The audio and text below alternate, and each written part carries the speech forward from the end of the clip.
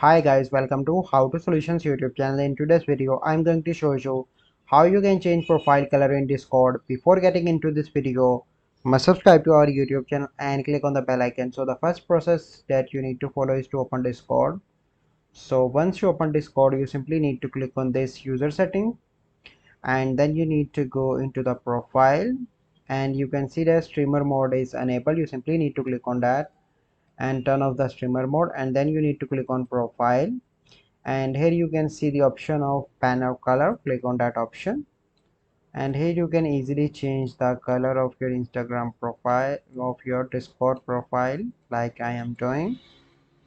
As you can see that I am changing the color, and then you need to click on save change. So this is our process by which you can change profile color in Discord.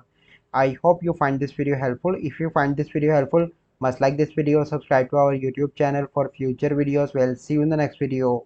Thank you. Have a good day.